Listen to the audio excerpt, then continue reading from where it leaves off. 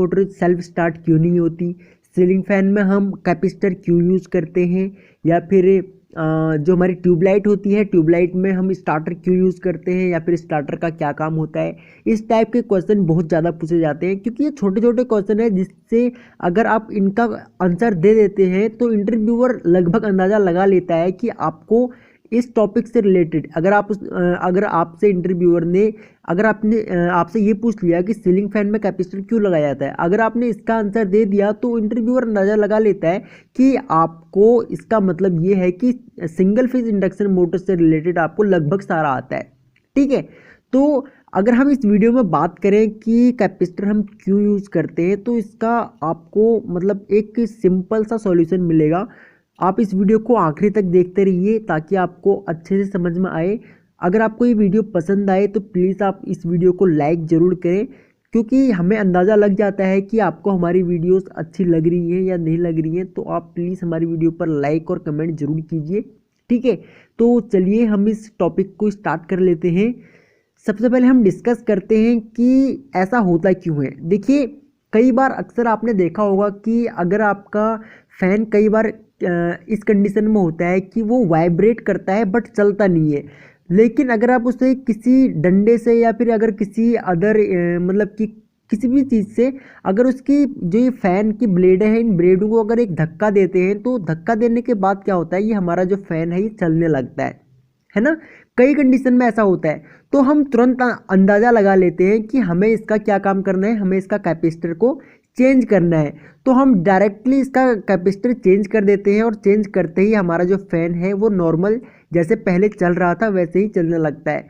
कई बार क्या होता है कि मतलब काफ़ी वाइब्रेट करने के साथ साथ आवाज़ भी करने लगता है, हम की आवाज़ें करता है, और जो फ़ैन है हमारा ये फ़ैन नहीं चलता। तो इस केस में होता क्या है, देखिए इसको हमको ये समझने से पहले हमें इस फ़ैन की वर्किंग समझनी पड़ेगी कि इसका वर्किंग प्रिंसिपल क्या है, ये किस वर्किंग प्रिंसिपल पर काम करता है, और इसका जो प्रॉपर कंस्ट्रक्शन है और कनेक्शन है ये क्या है। अब देखिए, जो हमारा फ़ैन का जो इंटरनल पार्ट जो होता है, ठीक है, ये हमारा फ़ैन का स्टेटर है। अब देखिए, इसी के अंदर वाइंडिंग होती है, ठीक है, इसी के अंदर वाइंडिंग होती है, और इसके बाहर एक जो यहाँ पे देखिए फ़ैन जो आप देख रहे हैं ये पूरा का पूरा आप इसको रोटर लेके चलिए। ठीक है, इसका रोटर लेके चलिए, क्योंकि रोटर रोटेटिंग पार्ट होता है तो ये इसका रोटर होता है। तो अब फ़ैन जो है हमारा फ़ैन भी हमारा एक सिंगल फेज इंडक्शन मोटर है। तो single phase induction motor self starting नहीं होती है। क्यों नहीं होती है? क्योंकि किसी भी मोटर को सेल्फ स्टार्टिंग होने के लिए उसके अंदर रोटेटिंग मैग्नेटिक फील्ड का होना बहुत ज़रूरी है।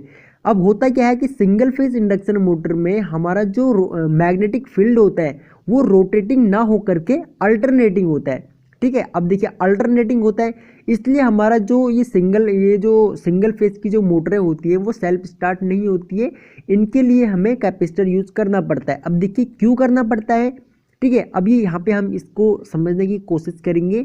अब देखिए, जो हमारी फ़ैन जो होता है इसके अंदर हमारी दो वाइंडिंग होती है, चाहे हम फ़ैन की बात करें या फिर हमारे सिंगल फेज इंडक्शन मोटर की बात करें। इसमें होता क्या है, दो कॉइल होती है हमारी, एक कॉइल होती है हमारी रनिंग, दूसरी होती है हमारी स्टार्टिंग वाइंडिंग।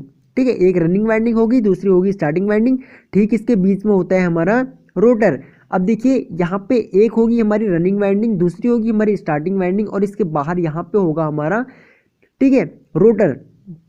तो हम क्या काम करते हैं, हम जो हमारी स्टार्टिंग वाइंडिंग होती है, अब देखिए यहाँ पे स्टार्टिंग वाइंडिंग के यहाँ पे सीरीज में हम एक कैपेसिटर लगा देते हैं।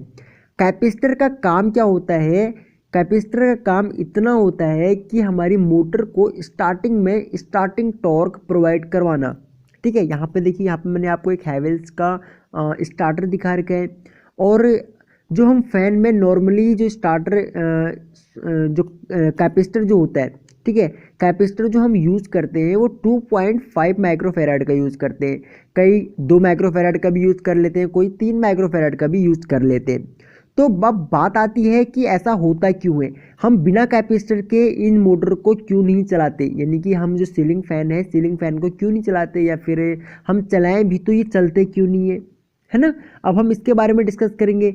अब देखिए होता क्या है कि जब हमारी जो सीलिंग फैन होता है इसके अंदर एक ये इसकी जो वाइंडिंग की जाती है सिंगल फेज के लिए की जाती है, तो हमारी सिंगल फेज के लिए की जाती है, तो हमारे इसमें क्या होता है सिंगल कॉइल होती है। तो होता क्या है कि जब भी हम इसको देखिए हम इसको यहाँ पे वाइंडिंग करते हैं इसमें, तो होता क्या है वाइंडिंग करते ही इसमें जब हम इसको सप्लाई से कनेक्ट करते हैं तो इसमें मैग्नेटिक फील्ड जनरेट होता है ना, मैग्नेटिक फील्ड। तो इससे जब इससे मतलब कि इसके जब इसमें टॉर्क जनरेट होगा, टॉर्क जनरेट होने से क्या होगा, जो हमारा रोटर है रोटर इसके लिंक में आएगा तो रोटर में ईएमएफ जनरेट होगी। तो ईएमएफ इंड्यूस होने से क्या होगा कि रोटर में हमारा जो रोटर करंट फ्लो होने लगेगा। तो रोटर करंट के फ्लो होने से जो हमारा रोटर होता है, आप अगर आपने सिंगल फेज इंडक्शन मोटर पढ़ा होगा तो उसमें जो रोटर होते हैं रोटर आपस में क्या होते हैं, यहाँ पे अगर मान लीजिए हमारा रोटर है, 2 मिनट। अब यहाँ पे अब देखिए ये हमारा मान के चलिए ये हमारा ये रोटर है। तो रोटर में क्या होता है कि यहाँ पे ये देखिए यहाँ पे एल्युमिनियम के रॉड्स जो होती है यहाँ पे शॉर्ट होती है। तो अब जब इसमें रोटर में टॉर्क जनरेट होता है यानी जब इस पर एक टॉर्क लगता है, तो टॉर्क लगने से क्या होता है कि रोटर में ईएमएफ इंड्यूस होने लग जाती है, जिसकी वजह से रोटर में भी रोटर करंट फ्लो होने लगती है ना। जब रोटर में ही रोटर करंट फ्लो होने लगती है तो होता क्या है कि जब हम इसको सिंगल फेज सप्लाई से कनेक्ट करते हैं इस स्टेटर को, तो इसमें क्या होता है कि हमारा मान लीजिए यहाँ पे एन पोल बना और यहाँ पे एस पोल बना, ठीक है। यहाँ पे एन पोल बना, यहाँ पे एस पोल बना। जब ये हाफ साइकिल में आएगा यानी कि जब ये इसका जो मैग्नेटिक फील्ड जो होगा ये हाफ साइकिल में आएगा, तो हाफ यानी कि रोटेट होगा। जब हाफ साइकिल में आएगा तो हाफ साइकिल में आते ही क्या होगा, दोबारा से यहाँ एन बन जाएगा और यहाँ एस पोल बन जाएगा। यानी कि होता क्या है कि हाफ साइकिल में हमारे जो नॉर्थ और साउथ यहाँ बन रहे हैं, तो सेम हाफ साइकिल में क्या होगा, यहाँ पे नॉर्थ बनने लगेगा और यहाँ पे साउथ बनने लगेगा। तो हमारी जो मोटर है यानी कि हमारा जो स्टेटर जो है इसमें तो जो मैग्नेटिक फील्ड बन रहा है ये साउथ नॉर्थ नॉर्थ साउथ इस तरीके से मतलब कि चेंज हो रहा है, यानी जो हमारा मैग्नेटिक फील्ड है वो चेंज हो रहा है, यानी कभी इस तरफ आ रहा है कभी इस तरफ आ रहा है, चेंज हो रहा है। तो इसके साथ ही क्या होगा, जो हमारा रोटर होगा, अब देखिए जो हमारा यहाँ पे जो ये फैन है ये रोटेट नहीं हो पाएगा, यानी कि इसको समझ में ही नहीं आएगा कि इसको इस तरफ रोटेट होना है या फिर इसको इस तरफ रोटेट होना है। क्यों नहीं होगा, क्योंकि मैग्नेटिक फील्ड यहाँ पे एन पोल बना यहाँ पे एस पोल बना। जैसे ही ये इधर की तरफ रोटेट होने की कोशिश करेगा तो तुरंत क्या होगा, यहाँ पे एन पोल हो जाएगा और यहाँ पे साउथ पोल हो जाएगा, यानी कि यहाँ पे साउथ पोल हो गया, यहाँ पे नॉर्थ पोल हो जाएगा, ठीक है। यानी कि ऐसे ही इसमें जो मैग्नेटिक फील्ड जो होता है वो चेंज होता रहता है सिंगल फेज के केस में। तो हम क्या काम करते हैं, हम अगर हम कुछ ऐसा करें कि हम स्टार्टिंग में एक मतलब कि किसी एक कॉइल को, यहाँ पे हमने एक कॉइल स्टार्टिंग वाइंडिंग ले रखी है, हम एक कॉइल को हम इसका फोर्स अगर बढ़ा दें यानी कि स्टार्टिंग टॉर्क बढ़ा दें। अब देखिए मान लीजिए ये इस तरफ रोटेट हो रहा है, ठीक है। हम इसका क्या काम करें, अगर हम इसका स्टार्टिंग टॉर्क एकदम से बढ़ा दें तो बढ़ाते ही क्या होगा कि ये जो मोटर है ये चलने लगेगी। आपने कई बार देखा होगा कि जब हमारा फ़ैन ऑफ कंडीशन में रहता है यानी कि जब हम इसको स्टार्टर उसका ख़राब हो जाता है तो वो हमिंग करने लगता है, काफ़ी आवाज़ वाइब्रेट करने लगता है। तो जैसे ही हम उसको किसी लकड़ी से या किसी अदर कोई भी चीज़ से अगर हम उसको चलाते हैं तो चलाने के बाद हमारा फ़ैन चलने लगता है। क्यों चलने लगता है, क्योंकि उसको एक स्टार्टिंग टॉर्क मिल गया। स्टार्टिंग टॉर्क आपने उसको किसी लकड़ी से या किसी अदर चीज़ से उसको दे दिया।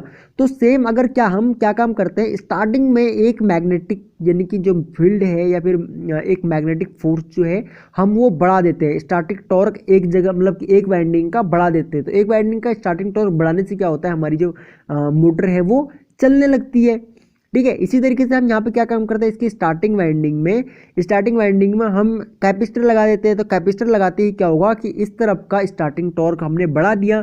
तो स्टार्टिंग टॉर्क बढ़ाने के बाद जैसे ही हमारी जो ये मोटर है, देखिए ये सीलिंग फैन की जो मोटर है ये चलने लगती है। तो एक बार अगर ये चल गई तो फिर हमारा क्या होता है कि जो फैन है ये चलता रहता है, ठीक है।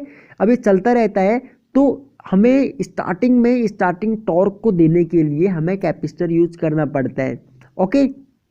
अब देखिए सीलिंग फैन में कैपेसिटर फैन को स्टार्टिंग टॉर्क देता है, यानी कि सीलिंग फैन में कैपेसिटर फैन को स्टार्टिंग टॉर्क देता है।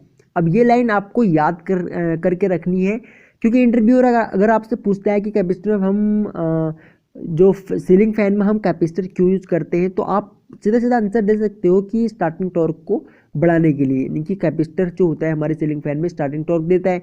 अब वो पूछेगा अगर क्यों हम कैपेसिटर क्यों यूज़ करते हैं, किस तरीके से स्टार्टिंग टॉर्क देता है, तो आप आराम से बता सकते हैं उसको, इंटरव्यूअर को, कि स्टार्टिंग टॉर्क इसलिए देना पड़ता है क्योंकि जो हमारी मोटर है, सीलिंग फैन की जो मोटर है, उसमें जो मैग्नेटिक फील्ड है वो चेंज होता रहता है, यानी कि हाफ साइकिल में यहाँ पे एस बनेगा, यहाँ पे एन बनेगा, ठीक है, नॉर्थ और साउथ रहेगा। तो सेम हाफ साइकिल में जो मैग्नेटिक फील्ड की जो मतलब की डायरेक्शन होगी वो तुरंत चेंज हो जाएगी, यानी कि हाफ साइकिल अगर वो इस तरफ रोटेट हो रहा है तो सेकेंड हाफ में वो एंटी क्लॉकवाइज होगा, यानी कि हाफ साइकिल में क्लॉकवाइज और हाफ साइकिल में एंटी क्लॉकवाइज रोटेट होगा, जिसकी वजह से हमारी जो मोटर है वो चल नहीं पाएगी। तो इसलिए हमें स्टार्टिंग में स्टार्टिंग टॉर्क देना पड़ता है, ताकि हमारी मोटर अगर एक बार चल जाए तो फिर वो चलती रहे, ठीक है, वो फिर चलती रहेगी, क्योंकि उसको हमने कैपेसिटर के थ्रू स्टार्टिंग टॉर्क दे दिया। ओके गाइज, तो आई होप कि आपको ये टॉपिक समझ में आया होगा, काफ़ी इंपॉर्टेंट टॉपिक था। फिर भी अगर आपके किसी इस टॉपिक से रिलेटेड कोई डाउट है तो आप इस वीडियो के नीचे हमें कमेंट कीजिए, हम कोशिश करेंगे आपके सभी डाउट्स क्लियर करने की। अगर आपको ये वीडियो पसंद आई तो प्लीज़ आप इस वीडियो को लाइक ज़रूर करें, और अगर आप इस चैनल पर न्यू हैं तो आप इस चैनल को सब्सक्राइब कर लें, ताकि आगे भी आपको हमारी सभी न्यू वीडियोज़ का नोटिफिकेशन लगातार मिलता रहे। आप हमारा एंड्रॉयड एप्लीकेशन भी डाउनलोड कर सकते हैं, ऐप का लिंक मैं आपको इसी वीडियो के नीचे डिस्क्रिप्शन में दे दूंगा। तो सिंपली आप उस लिंक को फॉलो करके गूगल प्ले स्टोर से हमारा ऐप भी डाउनलोड कर सकते हैं। ओके, तो थैंक्स फॉर वॉचिंग, जल्द मिलते हैं अपनी अगली वीडियो में।